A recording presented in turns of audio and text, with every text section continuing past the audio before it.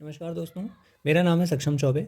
स्वागत है आपका हमारे चैनल सक्षम आयुर्वेदा में। दोस्तों, आज हम बात करेंगे courts of law and legal procedures की, जिसमें हम कोर्ट कितने तरीके के होते हैं और लीगल प्रोसीजर्स कैसे होते हैं उनके बारे में एक ब्रीफ नॉलेज लेंगे, जो हमारे एग्जाम पॉइंट ऑफ व्यू से भी इंपॉर्टेंट होगा और एज ए डॉक्टर हमें उसकी जानकारी भी होनी चाहिए।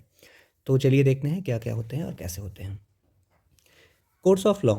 कोर्ट्स दो तरीके के होते हैं, एक सिविल कोर्ट होता है, एक क्रिमिनल कोर्ट होता है। सिविल कोर्ट्स में सिविल केसेस चलते हैं। सिविल केसेस का मतलब हो गया कि किसी की प्रॉपर्टी की लड़ाई हो या इस तरीके की जो चीज़ें होती हैं, दो लोगों के बीच में जो क्लैश होता है, कॉन्फ्लिक्ट होता है, वो सिविल कोर्ट्स में डील किया जाता है। फिर आता है क्रिमिनल कोर्ट। क्रिमिनल कोर्ट में क्रिमिनल केसेस होते हैं, जैसे कि theft, robbery, rape, murder etcetera. Different categories of court. Court, अब आपने ये सारे नाम कहीं ना कभी सुने होंगे। Supreme court, high court, session court जिसको डिस्ट्रिक्ट कोर्ट भी कहा जाता है, और magistrates court. Government of India ने कुछ फास्ट ट्रैक कोर्ट भी बना रखे हैं स्पीडी डिस्पोजल ऑफ केसेस के लिए, कि कुछ केसेस ऐसे होते हैं जिनका जल्दी सुनाई होना बहुत ज़रूरी होता है, इसलिए कुछ फास्ट ट्रैक कोर्ट्स भी बना के रखे हुए हैं। अब हम एक एक को थोड़ा सा डिटेल में देखते हैं। पहला आता है अपना सुप्रीम कोर्ट। तो आपको पता होगा कि सबसे जो हाई लेवल का कोर्ट होता है वो सुप्रीम कोर्ट ही होता है। It is highest judicial tribunal of the country. पूरी कंट्री में हाईएस्ट जुडिशियल ट्रिब्यूनल ये होता है। It is located at new Delhi. आप सबको पता होगा कि ये न्यू दिल्ली में ये सिचुएटेड है। इसकी पावर्स की बात करें तो it is court of appeal. कोई यहाँ पे जाके किसी चीज़ की अपील कर सकता है। It supervises and interprets law in the country. जितने भी देश में कानून बनते हैं या हैं, उनको सुपरवाइज और इंटरप्रेट करने का काम सुप्रीम कोर्ट ही करती है। The law declared by it is binding on all courts. बाकी जितने भी कोर्ट्स अभी हम बात करेंगे, जैसे कि हाई कोर्ट, सेशन कोर्ट, ये सब, इन सबको इसने जो लॉ बनाया हुआ है सुप्रीम कोर्ट ने, उसके लॉ को मानना पड़ता है, इसीलिए ये सबसे सुपीरियर है। It usually takes the cases referred from state high courts. Mostly ऐसा होता है कि लोग पहले हाई कोर्ट पे जाते हैं, हाई कोर्ट उसको रिफ़र कर देता है सुप्रीम कोर्ट में। It can pass any sentence stated in law. जितने भी लॉ हैं, जितनी भी आईपीसी सीआरपीसी में है, उसमें जो कुछ भी क्रिमिनल ऑफेंसेज हैं, उनके लिए जो पनिशमेंट है, सारे सेंटेंस पास करने की पावर सुप्रीम कोर्ट में होती है। दूसरा टाइप ऑफ कोर्ट है हमारा हाई कोर्ट। हाई कोर्ट ये स्टेट का, किसी राज्य का हाईएस्ट जुडिशियल ट्रिब्यूनल होता है।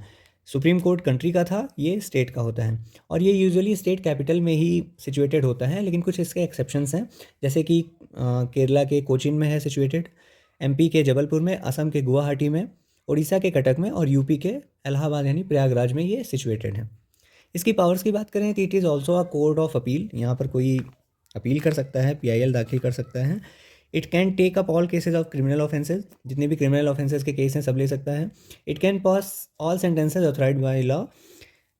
लॉ जो भी सेंटेंसेस डिक्लेयर करता है, किसी को भी ये पास कर सकता है।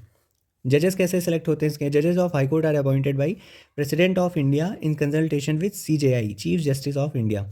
सुप्रीम कोर्ट का जो चीफ जस्टिस ऑफ इंडिया होता है, वो along with president of India मिलके हाई कोर्ट के जजेस को सेलेक्ट करते हैं।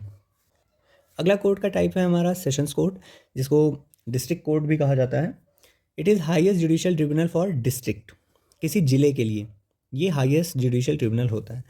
Located in district headquarters, also known as district session court. District जज और सेशन जज दो तरीके के इसमें जजेस होते हैं। डिस्ट्रिक्ट जज जो होता है वो preside over a civil case. अगर किसी जिले में सिविल केस आ रहा है तो डिस्ट्रिक्ट जज उससे डील करेगा। अगर क्रिमिनल केस आ रहा है तो सेशन जज उससे डील करेगा। इनकी अपॉइंटमेंट की बात की जाए तो हाई कोर्ट इनको अपॉइंट करती है। हाई कोर्ट में ऑल्सो अपॉइंट, अगर केसेस बहुत ज़्यादा बढ़ते जा रहे हैं और एक डिस्ट्रिक्ट कोर्ट और एक सेशन जज उससे डील नहीं कर पा रहा है, तो एडिशनल सेशन जज और असिस्टेंट सेशन जजेस भी अपॉइंट किए जाते हैं।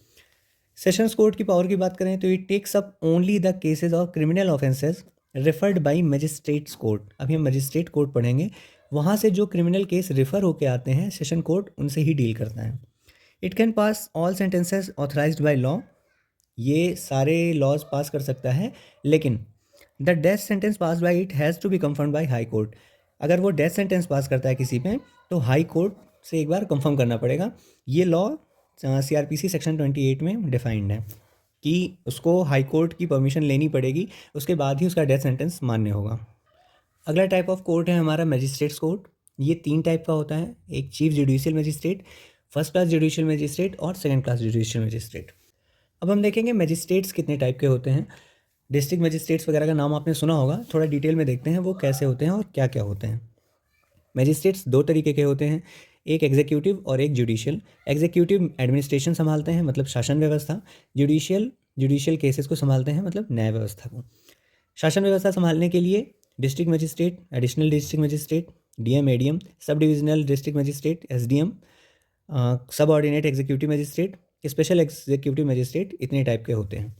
जुडिशियल की बात करें तो नॉन मेट्रोपॉलिटन प्लेसेस में और मेट्रोपॉलिटन प्लेसेस में ये अलग अलग होते हैं। नॉन मेट्रोपॉलिटन प्लेसेस में chief judicial magistrate, additional chief judicial magistrate और सब डिविजनल जुडिशियल मजिस्ट्रेट होते हैं। वहीं मेट्रोपॉलिटन सिटीज़ में इन तीनों के साथ साथ स्पेशल मेट्रोपॉलिटन मजिस्ट्रेट भी होता है। इनके फंक्शन की बात करें तो सीजेएम यानी chief judicial magistrate will be the chief of all over the judicial magistrate in the district. Obviously वो चीफ होगा, उसके नाम में ही चीफ आ रहा है। He can pass any sentence authorise by law except, कोई भी सेंटेंस वो पास कर सकता है, लेकिन कौन कौन से नहीं कर सकता। डेथ सेंटेंस नहीं पास कर सकता, उम्र कैद की सज़ा नहीं पास कर सकता और 7 साल से ज़्यादा की सज़ा वह नहीं सुना सकता।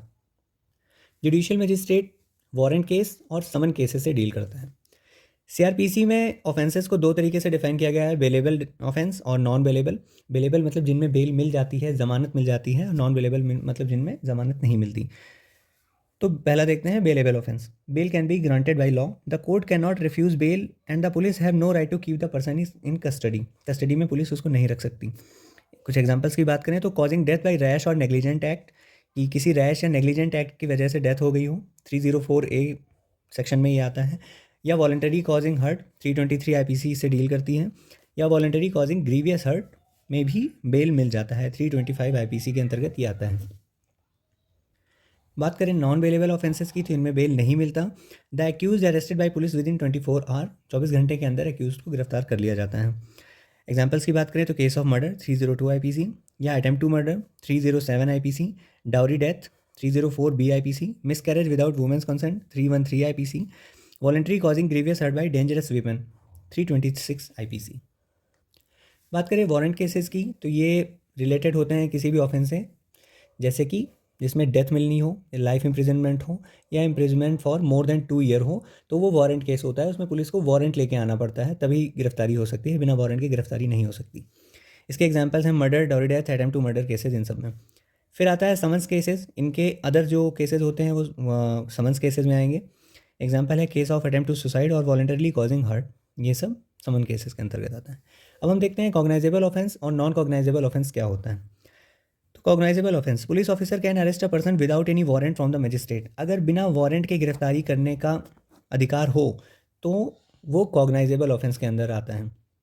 जैसे कि इसके एग्जांपल्स हैं रेप, मर्डर, डाउरी डेथ या अटेम्प्ट टू मर्डर। दूसरा है हमारा नॉन कॉग्नाइजेबल ऑफेंस, जिसमें police officer can not arrest without a warrant from the magistrate. इसके एग्जांपल्स हैं causing miscarriage, voluntarily causing hurt, intercourse by a women by his wife during separation, 376B section इससे deal करती है। अब हम बात करेंगे कैपिटल पनिशमेंट की, जिसे आप नॉर्मली डेथ पेनल्टी भी समझ सकते हैं। मौत की सज़ा सुनाना ही कैपिटल पनिशमेंट होती है। It is the killing of a person by judicial process as a punishment for an offence.